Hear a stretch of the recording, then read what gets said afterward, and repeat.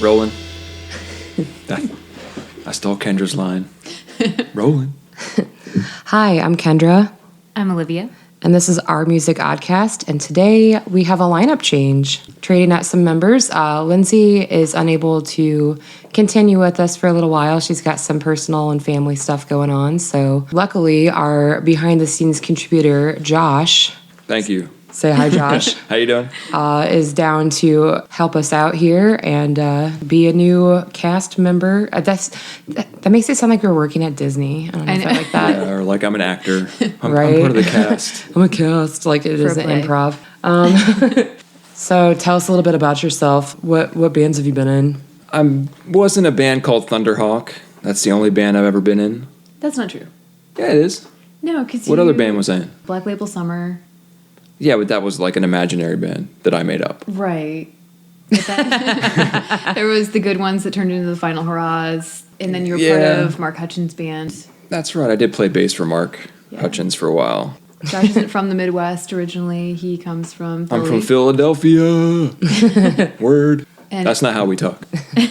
And he actually came out here to go to Ball State for college and then just never left.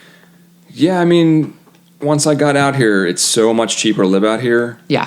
Mm-hmm. And like where my parents live on the north side of Philly, it's literally like the housing market's insane. So like I couldn't afford to live there even if I wanted to. Yeah. I believe it. Yeah, that sounds nuts. Yeah, so welcome. Today we are going to talk about Pink Floyd and some crazy shit. I'm going to give a general synopsis of that. Well, it's called the Publius Enigma. And Say it again. Publius. the Publius Publius. Enigma. The Grand Poobah. Yeah. Publius Enigma. Like, I feel like I want to talk like Dr. Evil and say that. Like, Publius Enigma. Guys, I'll be right back. I gotta It go does take a Publius. Enigma. Sorry, it's just too good. That's already the name. We already have the name of the day. Publius Enigma. Some of the names and stuff involved with it just get kind of weirder too. I'm very excited. Yeah. Like, you know me, I love a good name. Yeah. Pink Floyd, as everybody probably knows, is psychedelic pop, which I think it's weird that they're considered pop, but I guess it was, 60s pop that put them in that category, so it's nothing to do with pop music now. But a prog rock band formed in the early 60s. Funny, I ran into a huge problem finding the date around the time that the band started. Some things said like 62, 63, some said 65. So I just decided to go with early 60s. I'm smart. I mean, the first album came out in 67, I think, or 66. Yes. Well, I'll get to that. They were formed by keyboardist Rick Wright, drummer Nick Mason, and bassist Roger Waters. Bob Close was an early member of the band who ended up leaving pretty early on. They formed the band while studying architecture at the Wyndham Street Polytechnic in London. They dreamed of making a living off their music to avoid typical jobs. So wait, they were all like studying to be architects. Yeah. And they're like, fuck it, let's start a psych Right, band. let's do acid and start a band. That's pretty dope. Well, they started out playing rhythm and blues. And they did some covers. and then they did acid. Yeah, things really changed when the next member of the band joined. Some of their early names included Sigma 6, the Megadeths, the Abdabs, the Screaming Abdabs, Leonard's Lodgers, the Spectrum 5, and T-Set, which was their name for a while, until band member Sid Barrett joined and changed the name. And he was a friend of Roger Waters from Cambridge, and he was studying painting at the time. He joined the band, changed their name to the Pink Floyd Sound. He got the name from a couple records, from blues records that he had by Pink Anderson and Floyd Sound. And yeah, Sid was very creative, energetic, and the type of person that people wanted to be around. He wrote lyrics and fronted the band and created their experimental guitar sound. Nick Mason was the only one that actually spent time studying music and helped with all the arrangements. They started out playing like a ton of shows and became a big part of the underground scene. And after recording their first demo in '66, they were signed to EMI. They were pretty. Can you imagine? Like just recording a fucking demo and just being like, oh, cool, we're signed. Yeah. Which that's kind of how it happened back in the 60s, because You're Even either now good or sometimes. not. Like, I mean, I don't know. Yeah, it just depends on the right person hearing your music or getting it. I think it was a little I'll bit never know. easier to gain to gain access to the record labels. I think maybe that was probably the only difference. Well, back then there was there wasn't as much like home recording equipment, so you had to go to a studio and do something that was sort of professional, and which cost a lot of money. So it separated like all these hack bands who like maybe would have done it with like people who had some money. There was still more of like an A&R budget too, so there were people going out looking for bands to sign. Yeah, that's especially true. Like going to things were clubs blowing looking up for in like London around that time. the next big thing. Now they don't even really have to do that. All they have to do is like watch SoundCloud. Yeah. Yeah, let me get on my Instagram and check for the next big thing. They were pretty distrustful of record labels and wanted to do their own thing. They started recording their first album, The Piper at the Gates of Dawn, at Abbey Road Studio in '67. Norman Smith, who worked with the Beatles, started producing the album.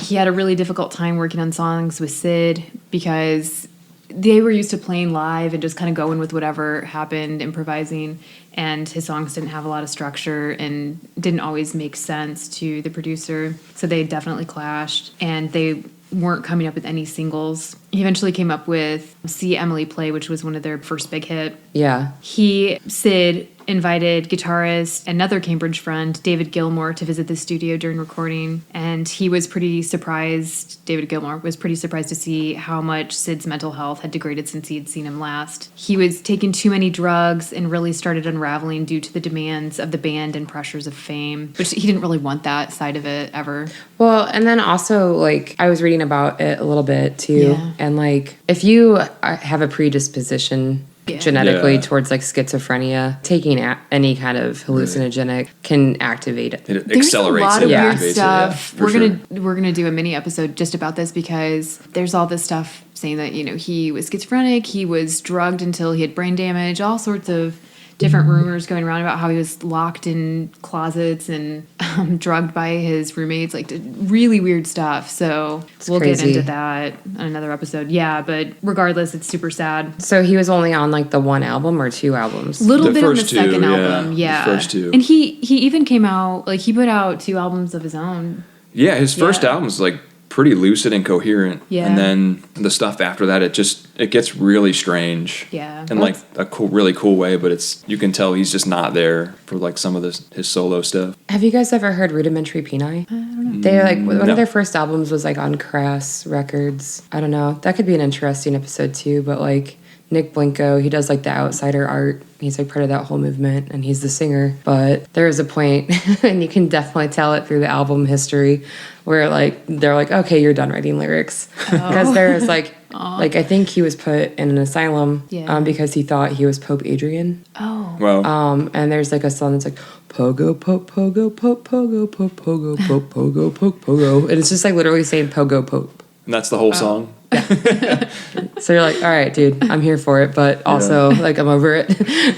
Yeah, it sounds like a Syd Barrett, one of his later songs. There's just some weird song called Dolly Rocker where he's just like strumming one chord Oh yeah, he was over and doing over that. again, and he's just saying like Dolly Rocker, and it's just so He started like, doing what? that at live shows where he either wouldn't play at all or Yeah. he would strum one chord. I think it's super cool. He eventually lost the ability to play. That would actually probably be like, yeah, maybe we'll do a Rudimentary Peni episode because I know a couple people that know a lot more about that than I do. So Yeah. that would be interesting to talk about. So he started acting out at shows, which we mentioned, and wouldn't play everybody wanted to hear their hit song and he didn't want to play it. The band I feel like that's also typical, right? yeah, Yeah. some of them go Like- through like- that. Like if you Nirvana see like that band, would like never play "Smells Like Teen Spirit." They just Yeah. like, I'm not playing that. or like I think it's funny when bands like know that that's the one song and they're like, just get it out of the way at the very beginning. They're like, Yeah. okay, now we're gonna play the shit that we actually want to.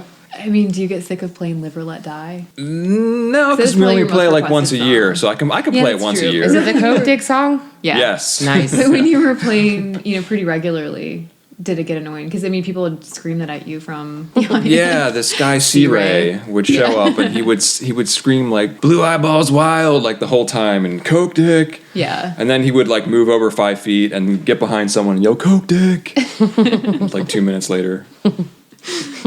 But you didn't get sick of playing it. No, I didn't mind. People paid money to come see us. Yeah. It's funny. Yeah. I remember that. I was at a lot of those shows. Yes. Yeah. Same here. The members asked David Gilmour to step in and be the fifth member for a while because Sid was losing the ability to play and just acting very erratic. Sometimes he wouldn't show up for weeks at a time to practice or record, and they knew that the plan was to eventually phase him out because they didn't know how much longer he could be part of the band. That's sad. I know, and then it's sad because some of the stuff that I was reading said that they just like stopped picking him up for practice.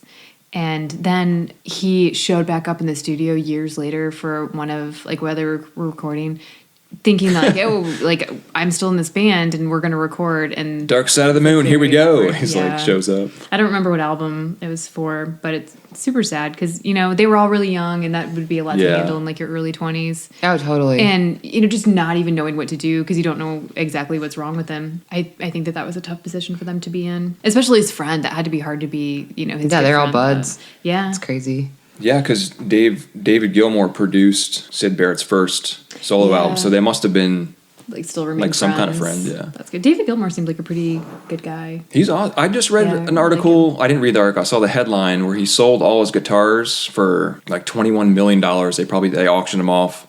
Wow. Like the stuff he played, like That's Wish awesome. You Were Here and stuff like Yeah. that. And I think he donated the money to like climate change or something. Oh dang. Yeah, That's That's awesome. Really cool. he just seems like a super good guy. While recording A Saucer Full of Secrets in '68, Sid wasn't even really contributing. I think he was credited on 2 songs, and that He was when- sang on one of the songs. I'm Yeah. pretty sure. I think so. But he was still kind of writing at that point. Yeah. And that was, you know, when they kind of cut him out. The band played music for the BBC premiere of the Moon footage. Pretty cool thing. Spacey. Yeah. Yeah. It works. Their second album's real spacey. It's like Yeah. space rock. They really struggled writing songs without Actually, him. like talking about space rock, like my high school had a what's the star thing? Planetarium. Yes. Oh Right? yeah. Yeah. That's what it's called, right? Yeah, Okay. Words I believe so. escaped Yeah. me today. And the teacher, like, you know, you'd like lean back in your seat and look up or whatever, and then he just put on Pink Floyd. like, Smoke a J behind the bleachers. no, totally. Well, like guys are watching that. like all the science teachers were stoners. Like it's just Yeah. funny. All the science teachers I had were more of like the nerdy folk. That's legit. Yeah, I had some that definitely weren't smoking weed. I definitely maybe, like. but I'd I say it think was like half and surprised. half at my high school. Like there was Yeah. some there where you're like, oh yeah, you definitely party. Okay, so they've struggled writing without Sid, and they started experimenting with different noises, even used dog vocals. And they were gonna. It was Roger Waters' idea. They were gonna record an album without using any instruments. They were just making different things out of like pencils and rubber bands. And the band It finally. sounds terrible. Oh, I know. The band was finally like, "This isn't working. We're not doing this." No, that sounds horrible. Yeah, I wouldn't want to listen to that. No, absolutely not. Just thinking like, bang, bang, bang, know. ooga, ooga. Like what? Like what? Like is that how you come up with all those weird things? Like I don't know. Like what would your instrument be? Like I've seen people make like washboard stuff. Like folk punk bands always like get pretty fucking creative with that stuff. I saw a pretty cool video of Jack White making a guitar out of something. It was, I don't even remember what he was using, but it was pretty cool and it sounded great. I But saw that's like Jack White. a Well- upright bucket bass, and then I've seen, Yeah, like, that's what I was thinking of. Those bucket slide- bases with the string attached to like a mop bucket or whatever. Yeah, and then like also like what was it, like White Trash Blues Revival? They had like that skateboard that they turned into like a slide guitar or something. Oh, I don't remember That was that. pretty funny. I saw I know them it play, wasn't too. that. I think what was it? I can't remember. Yeah. It's a local band, so Yeah. I don't know, but it's funny. They released Amagama. I think I'm saying that right. I love that album. It's really experimental. Yeah, in 1969. So that's what they put out instead of the pencil Yeah. instrument. Yeah, album. no, it's got like pianos and instruments and stuff. It's really weird, but it's not just pencils. Is that the one that has the dog vocals? Because I couldn't find which album that Probably. is on. I don't know. It was There's either lots of that or noises the one on before there. that. I Oh believe. man, like I just imagine like what The dog's name is Seamus, by the way. what phase were they in, and like how fucked up were they Yeah. when they were just like, you know, Let what the would be dog a sing. great idea? This dog's voice is just so beautiful, man. Like I don't know, like how high were they? Yeah. But also like they put out great and music, so Yeah, it's not like they couldn't write songs. And hearing Right. that, the producer hearing that and being like, It works. let's it totally go works, move guys. forward with this. But also, was the producer high? You know, True. I didn't think about that. There's so much. We'll never know. Yeah.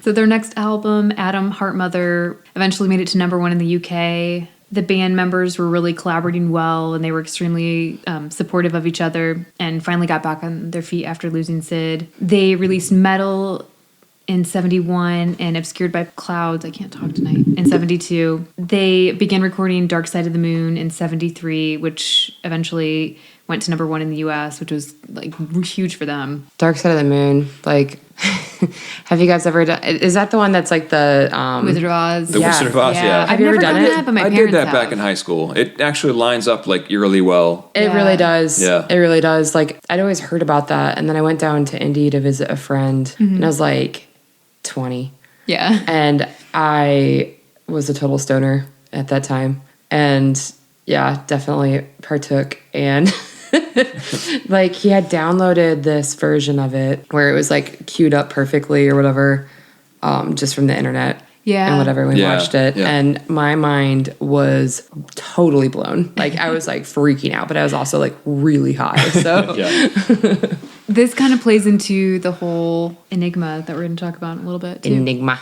Yeah. Publius. Publius. Right? Is it boob? No, I just said Publius, but I think I like that better. It's not Publius. Publius, Publius. but also Publius. But it sounds like Publius. I gotta name a dog Publius. Like, come here, Publius. Sounds like a sci-fi Bublé for name. Like, short. this is Captain Publius, then rode on the dragon to go slay the knight who had stolen his shards. Like, For sure. 100%. Sorry. Can you tell what genre I read? Yeah.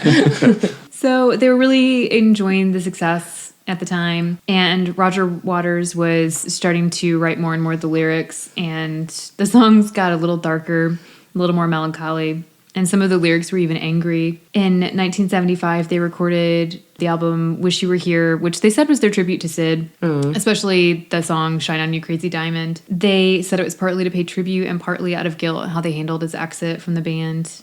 They were young and ill-equipped to handle his mental illness.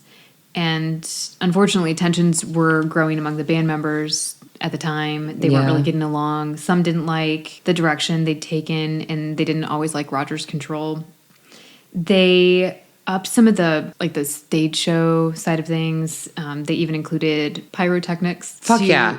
make the You live know- shows more of an experience. Can we Yeah. just go there for a second? Yeah. I don't know who was the first person that was like, you know what would make this better? Fire. Fire. Yeah. But like, I respect that. Oh, yeah. And if a band is ever like, you know what we need? Fire. Like, I'm like, yes, More fire. please, more fire. Like, was- I went through this phase where I was trying to get all the metal bands in town to like throw down. I'm like, how can we buy a flamethrower? Because we can all take turns. No, it's a terrible idea. Yeah. Yeah. But I was Remember also like, Rammstein? but I was also like really Rammstein? drunk, and it was very funny. And I'm like, it could be great, guys. Like, I knew it would never happen because I don't think you can just go and buy a flamethrower. Well, that and you, I don't know. I don't know if you can get that one. and you can't just use it anywhere. So a lot of the places in town, the ceilings probably. I aren't feel high like enough. that would just be more maybe- inspiration to play outside. But Yeah. I mean, I was really, I don't know. If you get me really excited about something, I can argue for it all day, even though if I know I'm wrong. Have you So seen- I spent a summer arguing for it, Paul basically. McCartney had pyrotechnics Oh, yeah. indoors at the No, Coliseum I was terrified. over the summer, which I was like, only Paul McCartney could pull that. It out. was That's got to be so some kind of fire loud. code breakage. Yeah, I wondered, but Yeah. That's dope. yeah, And it was like completely full of smoke too. There's like we no were at way. the Was anybody very, like very- mad about it though? Or was everybody like, fuck yeah, so. there's No, fire? I think everyone was Everybody's, like, this is like, awesome. loving it. I know, right? Exactly. Yeah. It's like fire's always a good idea. we Yeah. were totally. I in mean, the it's back. totally not always a good idea, but it's always a good Yeah. idea. We would have never made it out alive because we were seated at the very back, top row in the Coliseum. Oh, and yeah. it was so slow getting out anyway. Yeah, it took like 30 minutes to get to the car, regardless. so. Yeah. So yeah, we wouldn't be alive. Fire. I just want to be like, I just want to be like Beavis, like fire, fire, yeah, fire. Ha. Like, sorry, that's a terrible No, you're impression. That was actually pretty good. fine. Yeah. I've done better. Just not on my game tonight. All right. So David Gilmour wanted to keep things simple, and Rick Wright, he either briefly quit or was fired in '75 from the band because he wasn't getting along with Roger Waters. They included Flying Pigs for the not real pigs, but big blow-ups of Flying Pigs for the live shows supporting the. Not real flying pigs. Well, yeah. I didn't mean that the way it sounded. No, but I like the visual image. I'm like, where can I find one? Would that work? Like, I'm so fascinated. Like, I just want meant like one. no real pigs were used in the attempt. I know we mentioned Rammstein just a few minutes ago. Yeah. And I wanted to say hello to all our German fans because I've noticed that it's been continuously growing. I like watching the numbers and just wanted to say hi and thank you. I was gonna say something in German, but I'm really I bad know at it. a little and bit, but I'm too afraid that I'd my screw it up. enunciation is horrible, so I'm not gonna pretend like I can. Yeah, I do would that. totally embarrass myself. Yeah, exactly. All I know are like the cuss words. I know a lot of the basics, but Ein, that's zwei, about it. drei. Yeah, That's well, about all I that's well, about then it. just Scheisse. Like that's Yeah, about it. scheisse. So that's my contribution. Scheisse. So I don't know. That was like drum Yeah. speed, like All right, where are we? What's going on? fire. Oh, we're talking about how their stage performance got kind of like upped. yes, and they And they were were kinda like, supporting the album Animals in '77. The songs were inspired by George Orwell's Animal Farm, and they then started to realize that the stage shows were watering down the music a little bit and decided to take a step back. And they began recording The Wall in '79. Roger Waters became the primary writer, and the whole process was way less collaborative.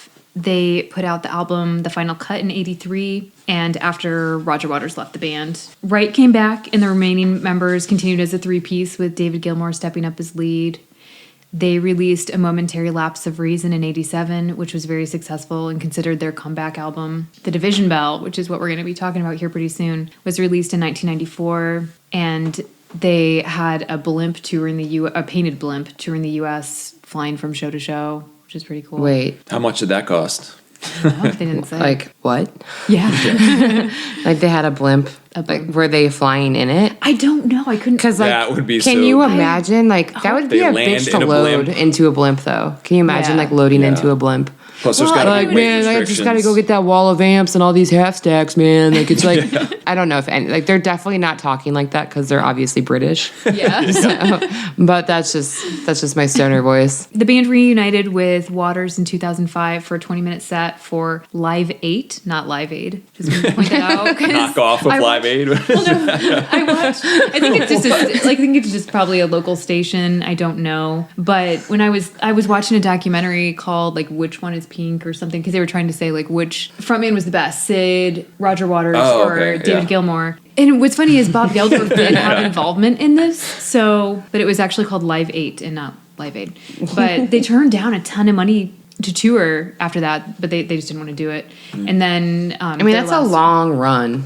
Yeah. Oh, it's huge. 60s to the Yeah, 90s. Like and- that's like I'm Well, this pretty is sure in everyone was well 2005. off money wise from there on out, so it's not like they Oh yeah. need well, the then money. They all, a lot of them had solo careers or at least side projects that they worked on. yeah. The final album that was released, Endless River in 2014, and then sadly, before that, because Sid died in 2006 and of cancer. Didn't you say it was Pancreatic cancer, yeah. And then Rick Wright died of cancer in 2008. So Yeah. very sad. Man, like, but just thinking about like a lot of these bands, I mean, they've been together for so long, and here I am, like, impressed that my band, The Snarks, has like stayed together for more than 6 years. It's a big I'm deal. like, that is a That's- big yeah. deal. I mean, that's longer It's than hard, any romantic relationship I've ever had. Yeah.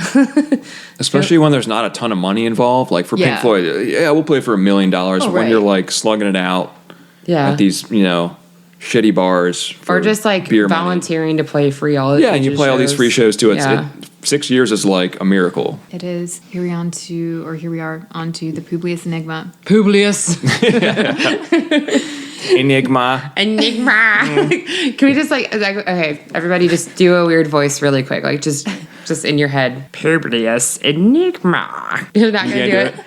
I don't know. I think I'm you the nailed it so Publius much. I don't think I Enigma. could do it. Yeah, you guys did great. You're like, I'm not going there. No, I'm gonna sound stupid. We tried. I just Yeah. really like making dumb voices. Yeah. Yeah, So you seldom get the chance. We could be voice actors.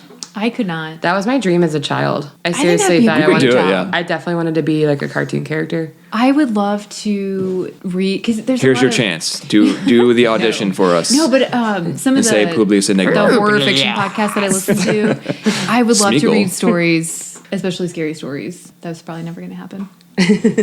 You can do it. Anyway, so Nothing. Yeah. You're like, moving on. Moving on. Losers. Publius. all right, so it started with the blimp when the Division Bell came out. Excellent. Yeah, it had. I'm just really happy that they had a blimp.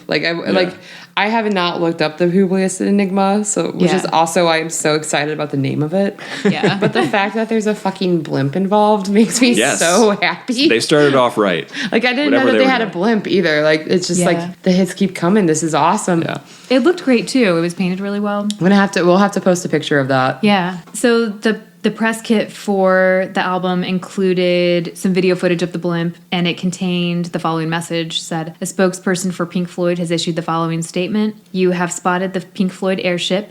Do not be alarmed. Pink Floyd have sent their airship to North America to deliver a message. The Pink Floyd airship is headed towards a destination where all will be explained upon arrival. Pink Floyd will communicate. Where was this message posted? It was the blimp. it was. It was on the press blimp? kit. Oh, It was the press footage kit. for the press kit for the album. Oh, okay. Like a physical press kit back in the 90s. Is that what you mean? Okay. Yeah. Because that doesn't exist anymore. Yeah, that's true. Some people are like, "What the fuck?" is that?" But back in the 90s, they would have mailed out. Well, not even just that, but there was always promos on TV. I remember they would have countdowns to album releases on MTV when we were younger, and I remember I'd take days off school when it was the band that I wanted to. I'd be like, Fall I Out really want Boy. to see this video. Yay. No, I'm kidding. I don't It was a dislike joke. Fall Out Boy, but it's No, just not one of. I was it's not really a obsessed, band I like. fucking obsessed with Incubus, which is funny I because they went through an covered Incubus "Wish You Were stage, Here," too. right? They did, yeah. But Yeah. or not? No, they didn't cover it. They just had a They song. have a called song that. where they. Yeah. It's a pretty good song, too. I saw Yeah. him in concert several times Me with my too. sister and my friend Mark and his girlfriend at the time. But I remember I had just gotten dumped by my first boyfriend, and I had mono. Ouch. It was rough. Double whammy. Yeah, mono's and the I worst. was so upset because the new Incubus album was coming out. And when my dad my dad came home from work and brought me the CD, I fucking cried. Yeah. I was so happy. I remember for the second Silverchair album because I had this huge obsession in middle school, and when their second CD came out, I took the day off school and was waiting for the first video to be released, and then I went to Wood Nickel later and got the album. I know we talked about Wood Nickel before. It's a local music store, chain because there's several in town. Yeah. There's still 2 locations. 3 now because Three. they have the downtown. I thought that's No, neat, it's separate. neat. It's separate. Okay, Yeah. I didn't know that it was. It's separate. not the same owner. Okay, but it's one of his sons, right? Right, but it's not. It's still connected. Okay. It's Yeah. operating as neat, not Wooden Nickel. Yeah, Okay. it's a separate business. Very cool. All right. So in June of 1994, a user of the anonymous pennant remailer service posted some messages. It was a series of 13 messages to this board. And let's see. Okay. So the first one, my friends, you have heard the message Pink Floyd has delivered, but have you listened? Perhaps I can be your guide, but I will not solve the enigma for you. All of you must open your minds and communicate with each other, as this is the only way the answers can be revealed. I may help you out, but only if obstacles arise. I can't read or talk. Listen, read, think, communicate. If I don't promise you the answers, would you go? All right. So, and then... Well, Wait, who that goes- last line is actually a line that's from the song. Publius. Yes, Yeah. it is. That's what It's I was just going from the track number 2, I think. Yes. The song, What Do You Want From Me? So the message was posted online, right? Yes. Okay. Yeah. It's and well written. It's not like someone who just didn't think about it and was like, hey, the let me weird write something thing real is, quick. A lot of times the messages were it was just a copy, but then some of the grammar was changed or there were commas added. So there's a lot of the messages are repeated. It's really strange. And then they don't They know repeated the exact same message but changed the a couple grammar. times. Yeah. Well, that's Or probably just added a word. because. Well, they think that, it speculation. Well, I can tell you what I think. What? I think it was probably someone higher up at the record label came up with this and they handed the message to an intern Yeah. and was like, get this out as quick as possible. And then the intern just typed it up real quick and then went to the next one and typed it up and they typed it up wrong or changed it. Maybe. Yeah, you just don't know. Or somebody was trying to be like, I'm going to meter this differently and have different ways to speak it. Could be. If you have the emphasis on this one vowel. I Yeah. don't know. Yeah. So the second, but they were all signed, Publius. And Of course. the Publius. second, they had a second message that was just completely blank it was June. So is this 15th, on a 1994. message form or okay? And it's just Yeah. and their username Well, the is intern, Publius. he forgot to Yeah. type it and hit enter. Maybe. Whoops. Okay, so then the third message was the same, original message, but full of grammatical errors, and they don't know if it was an intentional pointing to clues or if it was, an intern that screwed up. That's what I think. Yeah, then on June 15th, the fourth message, the errors were corrected. And this is like, so they're trying to like say something, like what? I don't know. Well, they explain a little bit more each time.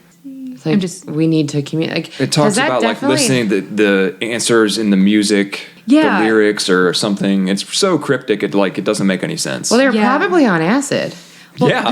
I mean, like this goes so many different routes. Yeah. But yeah, I'm curious. Like, what's the next message? Okay, it says follow up. Clarifies the challenge. It says, as some of you have suspected, the division bell is not like its predecessors. Although all great music is subject to multiple interpretations, in this case there is a central purpose and a design solution. For the ingenious person or group of persons who recognizes this and where the information points to a unique prize has been secreted. And then, let's see, it says how and where the division bell. Listen again, look again, as your thoughts will steer you, leading the blind while I stared, in your eyes. And it says lyrics, artwork, and music will talk. It's so vague. It doesn't like. But then, and it also, they, in the fifth message, it also had the lyrics again, from what do you want from me, do you think that I know something you don't, and okay, and then the sixth message was the same message, punctuation and layout changes, and words were added. I know, it just gets weird. Yeah. The seventh message I've got my own theory about this now.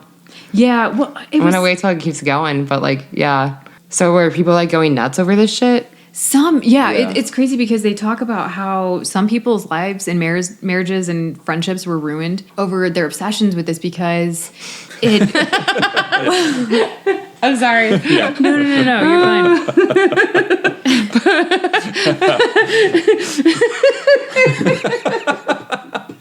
Someone literally ruined his lives life. were ruined, but was anyone's lives like saved from this? Because someone named fucking Publius posted on the goddamn internet. These people weren't going to make it. Holy shit. Anyway. But could you imagine that? I mean, think about they have a hardcore following. Oh, I'm like crying. Well, they offer a prize. And like, but what the fuck is the prize? They don't know. Did anybody ever know? We'll get there. But think about how many people just genuinely want a mystery to solve. I feel like if I would have been into the band, I would have been all about this. Because I like stuff like that. Yeah, but it's not going to ruin my life. Oh, that's so awesome. Or is it? I don't think that I'd become obsessed with it. But think about... I'm sorry. Do you guys remember the funniest shit? Do you guys remember the story a few years ago where the guy, he hid treasure and he's left different clues so people can find the treasure? Oh, yeah. People go nuts for that shit, too. Yeah. For sure. I get it. No, I can't stop laughing. Oh, that's so no, like I'm at that point now where I've like already like shed tears over it. So now I'm like never gonna stop. Yeah. Well, I'm just gonna be talking in this high pitched voice for the rest of the episode. Ooh, sorry. No, you're fine. Deep breath. Ooh. All right. So then he started talking about how, because it's really hard to find all of the messages. I've watched these videos. There's like the 13 messages that were posted. Right. What's the timeline? Were they posted within like a 2-month period? No, it was all within. It started 2-hour period? on June 11th, 1994, and then ended on. Wait, so how did they had the internet in 1994? Yeah. Yeah, sure. Yeah. But like the internet wasn't popular until. So it was like it was being. So it's like even better. It's like computer nerds. Yeah. Okay, so I think. Let me see. I think the last one. Can you imagine like being like so obsessed with it that you have to wait for the fucking AOL dial-up? Yeah, that's right. You're like, I need there this. was no high speed. Karen, quit using the phone. I'm freaking out over here. Yeah. Oh my god. So the 13th and final message was released on July 25th. So it was just within a couple weeks. But what's interesting is people started like getting really mad because they just wanted to know who Publius was. They weren't. A lot of them weren't trying. I don't want the prize. I want Publius. They thought it was like a troll. Yeah. Like what I don't know what they'd call it back then, but the first internet troll was Publius. With everybody. Maybe. Yeah. So then the interesting thing was they had a show in New Jersey, and so he had a message it was a 10th message that was released on Saturday, July 16th, and he was talking about how to prove that he was authentic. He said there's an enigma and flashing lights, and something was going to happen at the show. Right, there was going to be a sign. Yeah, This is where it gets crazy, yes. Yeah, because during their show, it spelled out... Okay. It spelled out Publius Enigma, I think. It did. It's spelled out... I said smelled. Enigma Publius. Or yeah. At 10:30 p.m. Like part of the light which show, completely like legitimized the post. And it Yeah. was proof of Pink Floyd involvement. I mean, it's proof that somebody knew something about... Or it's like proof that like the white guy did a shit ton of acid, read way too Or much was bribed into by it, and had dial-up internet. and had dial-up internet and a bunch of friends. He's like, oh, I know what I'm gonna do. That's true. I didn't think about that. It's brilliant. But he said in the 12th message, be prepared to travel for the prize. It will be unearthed. And, The like Ark I of said... the Covenant. Yeah. No. Then the... It's not like when, no, what's the one where like if you open it, it's like That's the Ark in That's what I Indiana thought. Jones. Yeah, When that's they what I open the Ark, thought. it like fries everyone's faces. So that's what I thought. Yeah, that would suck. Can you imagine like going to a concert and be like, oh shit, what's it gonna be like? Everybody just like turns into skeletons and melts, like yeah. melts in 80s glory. Yeah. Well... That's not a prize. Wait till you hear because what it could the be prize eternal life. That's true. They eventually the messages stopped and the board I think wouldn't you call that a message board instead of a page, or what would you call that? It was eventually taken down. Yeah, message board. Because I think it wasn't completely secure. So then, Shit, somebody named Publius was fucking with it.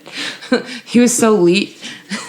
I'm surprised there's no mention of it in the movie Hackers. Yeah. So yeah, there totally was the internet, because Hackers is definitely from the early 90s. Yeah. Yeah, it was. I think it probably around the same time. Yep. The final message. That's so elite. Sorry.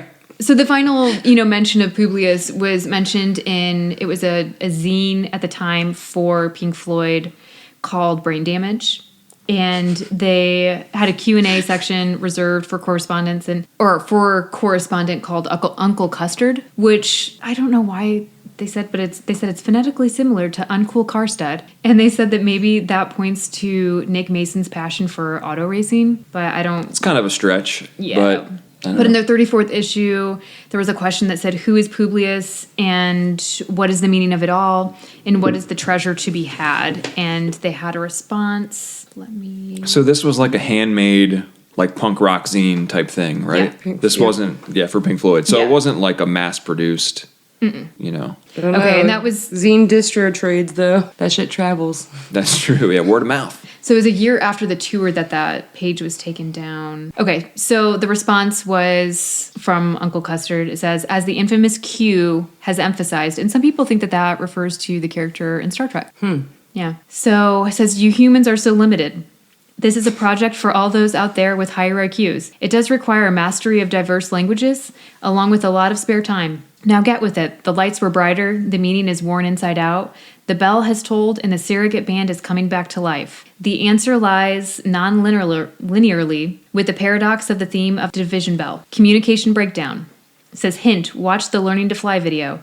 It may also involve anomaly in the time-space continuum. There is an obvious solution, and you do not need to be a Floyd historian to figure it out. Winners will receive official entry into the Mensa Society and some dry ice to cool down all those neural pathways in your brain. Wow. Yeah, That is not how Mensa works. Right. That is so funny. It is important to note that neither I nor anyone involved with the zine will... Can allow you to actually enter Mensa without the Yes. proper testing.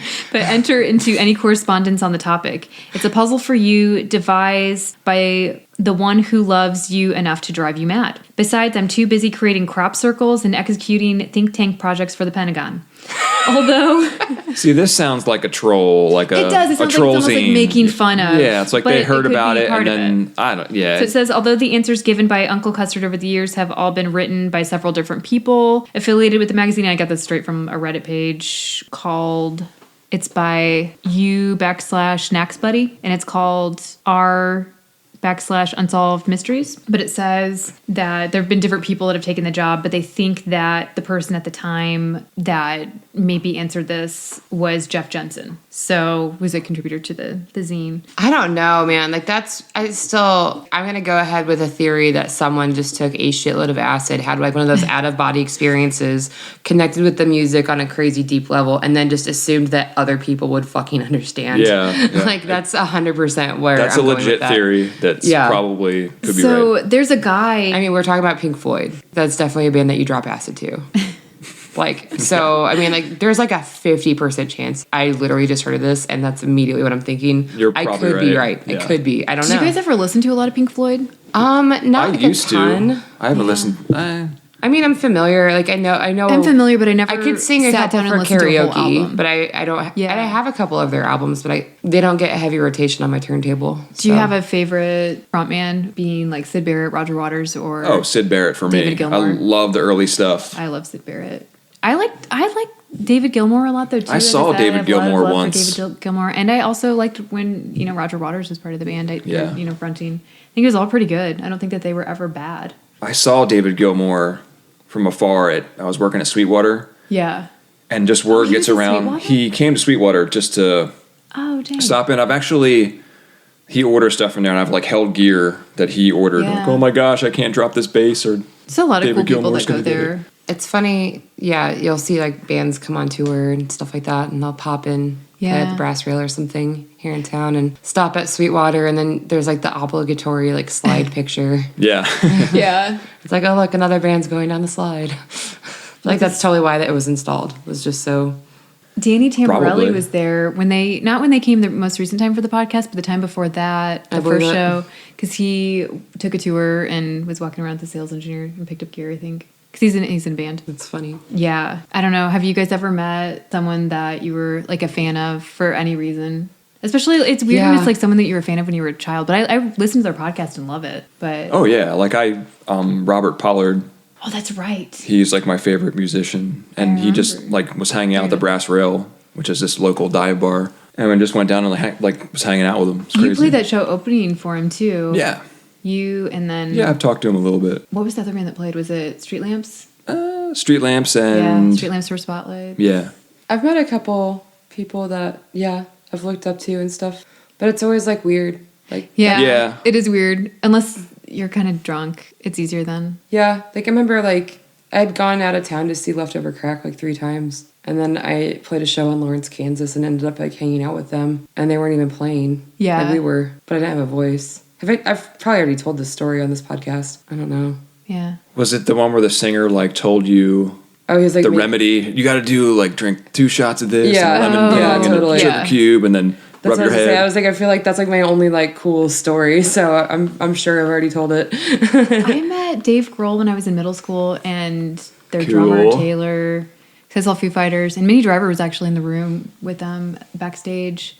I met the lead singer of Third Eye Blind, also in middle school. Oh, okay. One time Stephen I Jenkins. met like not something that I'm like, ooh, that's my hero or anything at Yeah. all. I was walking in the mall and my friend, I saw her like run by and she was like losing her fucking shit. I'm like, what? Backstreet Boys. It was like no, it wasn't Backstreet Boys. Oh. It was like that fucking band like Nick Lachey. Oh, 98 degrees. Yeah. Same they were thing. like playing. Yeah, it's like one of those boy Those bands. guys are from Ohio, weren't they? Like the brothers. Well, they were playing at the Coliseum. Okay. And so, but she was like stalking him around the mall, and like he had a security guard, and like they had to leave So because like weird. he'd been seen or whatever. Yeah. And like, so I have a picture with this guy, but I'm already like in my punk rock phase, and so like Yeah. I don't give a shit. But I like totally had it in my locker throughout high school because I'm like, this is so fucking Yeah. funny. Like I have this picture with this guy from a boy band that I don't even like. I would have never recognized him. I don't Yeah. know. It was funny. I also met the guys from Kings of Leon a couple times because they weren't big at the time, and I saw like it was when they were touring for what's the really good album of theirs?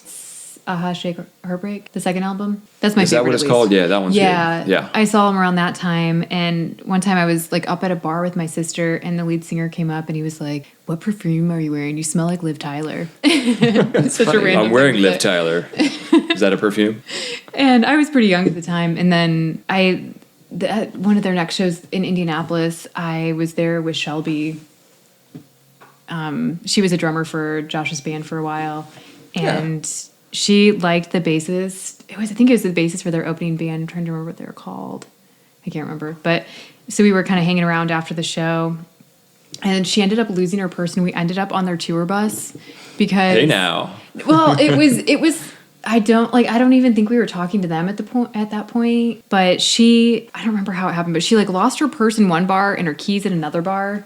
Because we ended up at another bar with them too. It was like a billiards bar, not too far down. And so then they had to like run us back to get the stuff, and like some random person in Broad Ripple had her phone. So we had to go pick that up too. It was the weirdest Did you call her night ever. phone? Yeah, and they answered. Yeah. So That was nice of them. They could have just tossed it or it was a really random night. whatever. But A friend of mine was doing merch for the So Glows when they were on tour. Oh. And we went I up remember to them. They were Detroit. great. Yeah, because they played here a bunch. Yeah, and they played they're at the super Tiger Room. Yeah, I they're think. they're super nice dudes. And so my friend Gray was running merch for them or whatever, and so he was getting a ride home from me and my friend Allison because he was like, I need to go home now. I've been gone for too long, whatever. yeah. So we gave him a ride back, and so we had to like wait till after the show was over and all that stuff. And Matt and Kim, like they were So Glows were opening for Matt and Kim, and cool. Allison had lost the buttons that kept her shoes together because we were like hype, you know.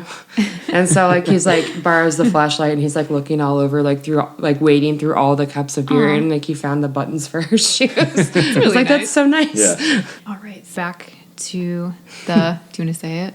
Publius. Enigma.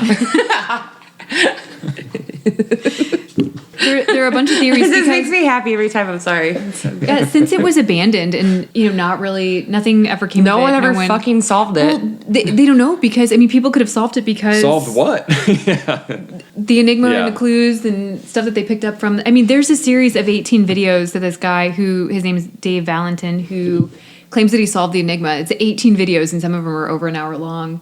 I watched a couple actually. Where You didn't watch all of them?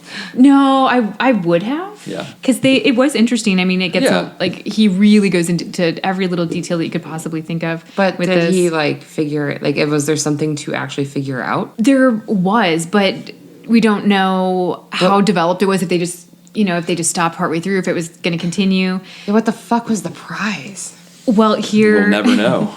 well, Mensa, wasn't it? You get into Mensa? that was one of. Yeah. But in 2002, during a web chat, David Gilmour said that it was some silly thing that the record company put together, and that the Enigma did exist, but it was instigated by EMI, their label, and not the band. And Nick Mason in 2005 claimed that the prize was supposed to be a crop of trees planted in a clear-cut area of forest or something to that effect, which I don't even understand. And I guess that EMI had a man working for them at the time that adored puzzles and created the puzzle. That is so that could be funny. followed online. And the prize was never given out and still remains unsolved officially. Some of you're going to love this, but one of the theories was that the CIA was involved. And they say that No doubt. There's they no say that doubt. the puzzle guy working for EMI was, he used to work for the CIA, and they said, or even possibly the FBI. And that was Mark Brickman, who was the lighting production designer. He said that's where that came from. And he said that he was responsible for the message and the lights at the New Jersey concert. And he said it was a guy from Washington, D.C. that was previously worked for the FBI or CIA and specialized in encryption. And he had plans for the album cover, and Steve O'Rourke, the band's manager, decided to include the messages online. And then he later kind of recanted that statement, and he refused to take responsibility. Some people thought that maybe you this say anything, lighting I'll kill guy you. was the That's person, what and they he told refused him. to say that, he wouldn't take responsibility. He said it wasn't his.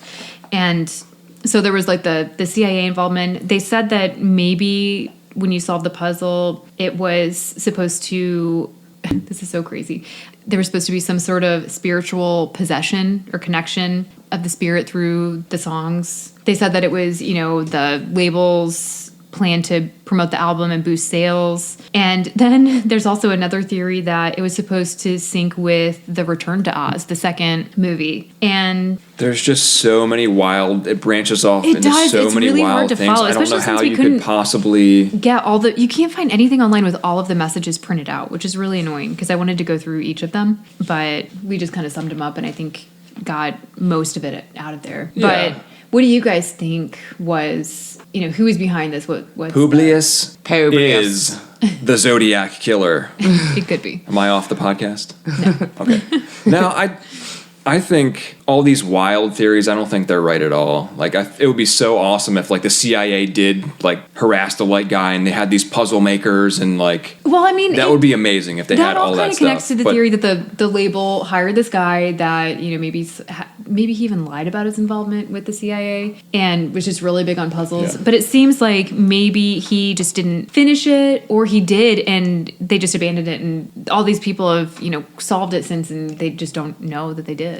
I'm leaning more towards, like, the light guy was just on acid and had a computer. Like, that's more plausible than, like, the CIA. Like, Well, no, I don't think that the CIA really had involvement, but maybe this person that helped the label come up with Yeah, it. there's definitely no could have way been. that, like, I mean, no. I'm going back with my theory that somebody just had one of those fucking acidic epiphanies. Yeah. And it could have been, like, the record label came up with this plan and then didn't follow through with it. Yeah, and Or they're just trying to create hype and, like, buzz around it. Like, oh, what's Yeah, this? but it's really funny. Like, the record label, like, you know what we're going to do today? Ruin some fucking lives. Little did they know. Oh my god, it's just so awesome. I feel like this could be like on an episode of like some fucking sitcom where like then all of a sudden like the father-in-law fades into oblivion because he's never gonna solve the enigma. Yeah.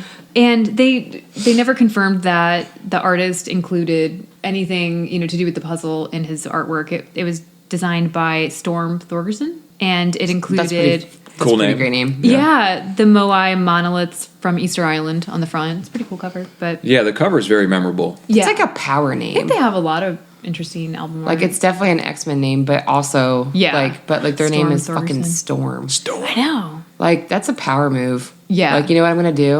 I'm gonna name my kid Storm. Fuck yeah. Strong name. That is a strong name, like a fucking thunderstorm. I just thought of it because I was thinking about puzzles and different things. Do you remember when you were going to make that album? He was just going to print one copy and then bury it and make a map and somehow release the map. So if anybody wanted to actually find it, they could. Because he has an album that's just released. You know what would be easier? To just make it one of those like geocaching things, What's that? I don't know what that is either. right? Like, what is that what it's called? Like geocaching, right? Or geocaching? I don't know. I don't know what that is. What? It's Yeah. like where you put in like the coordinates for it, and then you sounds like cool. find like Well, he little wanted them to try treasures. to like have to. They were going to have to work towards finding this album. Like they're Yeah. going to have to find it and then dig it up. And Oh, there's an album. he has. We've never. No one's ever gonna buried hear it, though. He has one that's just in a jukebox in a dive bar locally at the Yeah. Rouse Rail, and you don't like nobody else has a copy of that, right? No. Yeah. That's funny. Yeah, I just wanted to do like an interesting release. It's still there. Yeah. Yeah. Yep. If you want to go hear it, it's at the bar. Yeah. What's the album called? It was called Invisible Hits. Okay, so then maybe the next one, the B-sides album, you can bury it somewhere. No, I think I'll release that one. Yeah. So then another album. Publius. Enigma. I feel like, oh man, there's just so many voices in my head that I want to portray on this microphone. That makes it sound like I'm crazy now. Yeah, like the Publius, like Sound like a rapper. Publius. Sound like Chuck D. There's just so many different ways to say Publius. Oh, that's a good one. I could do that all night. I probably will, honestly. Yeah. So I won't make you guys listen to that all So, night. what was your theory? What do you think happened? Oh, I think that it really. I'm gullible, I guess, because I mean, I want to believe in like unicorns and all this stuff. Been an encryption specialist. I'm not saying that he was Yeah. for the CIA at any point, but I do think that they tried to make this elaborate puzzle, and then I don't think that maybe it was. I don't know, either they ran out of steam or just didn't want to pursue it because not enough people were interested, or what? I mean, there's still a Or huge... they just made it too fucking hard. There's still Yeah. there's still a huge following online. People trying to, because even people that have said that they've solved it, a lot of other people say that they haven't. So it'd be interesting if somebody gave answers ever. Just somebody that doesn't work for the label anymore. That's like, oh yeah, this is the real story. I don't know Somebody why they has to haven't know done something. that. Yeah. So Yeah. if you're listening to this and you have lost your wife and your life And your friends. And you're living and in your your friends garage. and you're like going to the library because you're homeless to use the internet to solve the Publius Enigma, we want to hear from you. Yes. We- I would love to talk to the Dave Valentin guy and just have him, talk about... I don't have 18 YouTube videos worth of time. That's true. Yeah. But I wanna hear from the would people that- interview respect him. it. Well, because Yeah. he was in his last video, because he was like, I'm letting this go, I'm moving on. Because he'd been working on it for 25 or 20 years, since he'd been 17 years old. And he was saying, like, he's letting it go, but he didn't know, because he was like, I don't know what to expect. I don't know if anybody's going to contact me. I don't know if there's going to be any press, if people Right. are Are going they to gonna show up in a blimp? Is Pink So I Floyd kind of gonna want to show know up in a if that blimp? did happen, if anybody reached out to him, if there was any interviews that he gave afterwards, or if it just, nothing ever came. So I guess that's what, I don't want to go through it all again. Yeah. Or go through the 18 videos. I'm curious. Maybe we'll contact that guy. Yeah. And just be like, so did you really solve it? Did Yeah. anything happen? No? Cool. Okay, bye. Yeah. That's all I need to know. Oh man, that's so awesome. Too funny. Well, thanks for listening, everybody. Yeah. We are going to set up a Patreon. Yes.